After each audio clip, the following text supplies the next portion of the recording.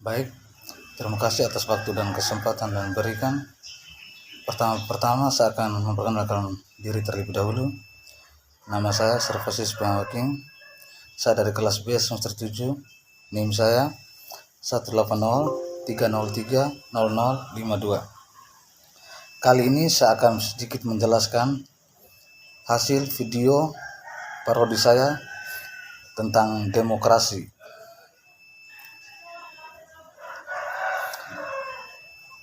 Demokrasi adalah sebagai alat, bukan sebagai tujuan. Demokrasi adalah sebuah pemerintah dari rakyat, oleh rakyat, dan untuk rakyat. Begitulah pemahaman yang paling sederhana tentang demokrasi yang diketahui oleh hampir semua orang. Berbicara mengenai demokrasi adalah memperbincangkan tentang kekuasaan, atau lebih tepatnya pengolahan kekuasaan secara beradab. Demokrasi adalah sistem manajemen kekuasaan yang dilandasi oleh nilai-nilai dan etika serta peradaban yang menghargai martabat manusia. Pelaku demokrasi adalah kita semua. Pelaku utama demokrasi adalah kita semua. Setiap orang yang selama ini selalu diatasnamakan, namun tak pernah ikut menentukan. Menjaga proses demokrasi adalah memahami secara benar hak-hak yang kita miliki, menjaga hak-hak itu agar siapapun menghormatinya, melawan siapapun yang berusaha melanggar hak-hak itu. Demokrasi pada dasarnya adalah aturan orang atau people rule, dan dalam sistem politik yang demokratis, warga mempunyai hak, kesempatan, dan suara yang sama di dalam mengatur pemerintahan di dunia publik. Sedangkan demokrasi adalah keputusan berdasarkan suara terbanyak. Setiap negara mempunyai tujuan, yaitu tujuan bangsa itu sendiri dalam hidup bernegara. Tujuan negara berbeda-beda pada bangsa tersebut serta pandangan hidup yang melandasinya. Pada umumnya, tujuan negara ditetapkan dalam konstitusi atau hukum dasar negara yang bersangkutan.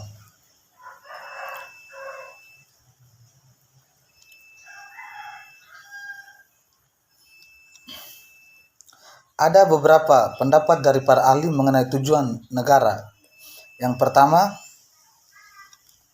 menurut Roger H. Soltau, tujuan negara adalah memungkinkan rakyatnya berkembang serta mengembangkan daya cipta sebebas mungkin. Menurut Harold J. Lasky, tujuan negara adalah menciptakan keadaan yang baik agar rakyatnya dapat mencapai keinginan secara maksimal. Yang ketiga, menurut Rousseau, tujuan negara adalah menciptanya persamaan dan kebebasan bagi warganya. Untuk mencapai tujuan-tujuan tersebut di atas, diperlukan suatu alat. Dalam hal ini, salah satunya dapat digunakan sistem pemerintahan demokrasi. Jika demokrasi tidak bisa dipakai untuk mencapai sebuah tujuan, yaitu mencapai masyarakat adil dan makmur, dapat juga digunakan sistem pemerintahan yang lain. Yang penting, tujuan negara bisa terwujud dengan cepat. Hampir semua negara di dunia mengaku sebagai negara demokrasi. Di balik kepopuleran ini, demokrasi juga memiliki kelemahan-kelemahan. Menurut S.N. Dubey, ada beberapa sisi buruk sistem pemerintahan demokrasi. Perlu kita ketahui dan kita harus tetap ingat, demokrasi adalah sebuah pemerintah dari rakyat, oleh rakyat, dan untuk rakyat. Begitulah pemahaman yang paling sederhana tentang demokrasi yang diketahui oleh hampir semua orang. Berbicara mengenai demokrasi adalah berbicara tentang kekuasaan atau lebih tepatnya pengolahan kekuasaan secara beradab.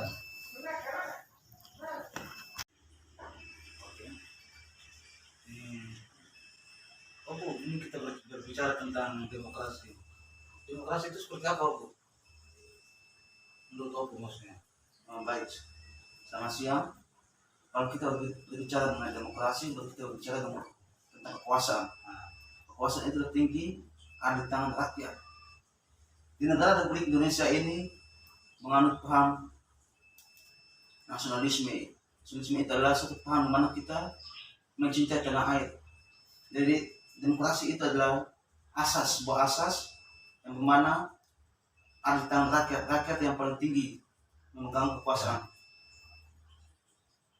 Jadi begini kawan-kawan, ini saya ambil contoh dari waktu pemerintahan dari Susilo Bambang Yudhoyono. Ini dari Dr. Bambang Yudhoyono mengatakan bahwa sampai saat ini Indonesia masih menghadapi fenomena aneh. Fenomena aneh dalam sistem demokrasinya, dalam demokrasi di saat Susilo Bambang Yudhoyono. Contohnya pilkada yang pernah diperdebatkan tentang sistem pemilihannya. Perdebatan dimulai oleh DPR yang memutuskan bahwa pilkada dilakukan lewat pemilihan di DPRD. Kalau dari aturan dirumuskan di dalam Undang-Undang Dasar, apa yang diputuskan DPR itu benar. Tapi kemudian timbul perdebatan di masyarakat yang akhirnya Presiden mengeluarkan PPU untuk kembali ke pilkada langsung. Jadi timbul pertanyaan di masyarakat sebenarnya, apa yang dikehendaki oleh Undang-Undang Dasar kita, kata Susilo Bambang dalam seminar di Banjarmasin waktu itu. Ia mengatakan kedua sistem tersebut dalam praktik demokrasi sangat diametral, tetapi secara konstitusional dianggap benar. Tetapi demokrasi tidak bisa dikali secara tenang. Selain itu juga ia menyinggung masalah politik uang yang dilantar tak pernah terdengar upaya mengatasinya. Kalau mengenai uang di Indonesia, kira-kira bagaimana menurut kawan? Uang dalam bentuk demokrasi atau pengolahan uang di negara?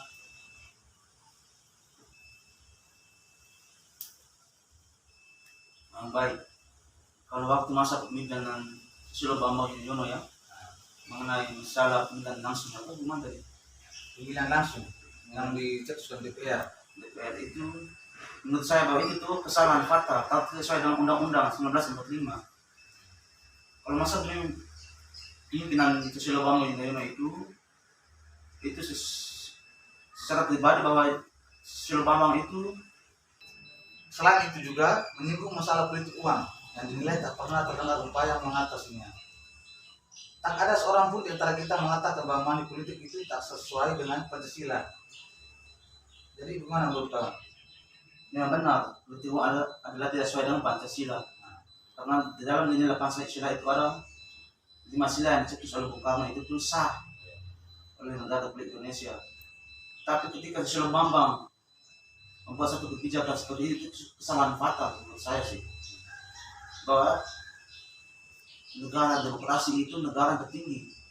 Jadi apapun itu semuanya ada di tangan rakyat, bahwa semua pemilihan itu secara langsung dan rakyat yang menentukan negara ini, suara rakyat menentukan. Jadi menurut saya itu bahwa pemilihan money politik itu menurut saya bahwa itu tidak sesuai dengan Pancasila, karena nilai-nilai Pancasila itu adalah nilai yang dicetus oleh Bung Karno. Tetapi di sini menurut dia penyelesaian masalah ini tidak cukup dengan mengandalkan demokrasi yang dibangun melalui sistem dan peraturan, tetapi demokrasi juga harus dibangun melalui kesadaran sosial budaya. Ini menyangkut budaya ini. Saya ulang lagi, menurut dia penyelesaian masalah ini tidak cukup dengan mengandalkan demokrasi yang dibangun melalui sistem dan peraturan. Itu tentang pemerintah itu. Tetapi demokrasi juga harus dibangun melalui kesadaran sosial budaya. Ini sudah menyangkut budaya. Ini maksudnya bagaimana kawan? Yang kalau mengenal budaya di Indonesia dalam demokrasi itu ketika pemilihan banyak pemerintah kemudian mensogok atau memobilisasi masyarakat untuk memilihnya. Jadi ini pemilihan tidak real untuk saya. Kenapa tidak real? Karena strategis politik dalam pemilihan umum itu tidak masuk dalam peraturan itu. Dan itu karena tidak sesuai dengan Pancasila yang ada. Maka dengan itu, secara kita sebagai anak muda yang peka dengan keadaan sosial ketika pemilihan umum, jiwa pemuda itu jiwa yang Pancasila. Artinya bahwa ketika ada masalah sosial seperti pemilihan umum, jangan terpicu dengan pemerintah yang memberikan uang atau money politik untuk pemilihan umum itu. Mungkin itu dari saya. Kawan, terima kasih.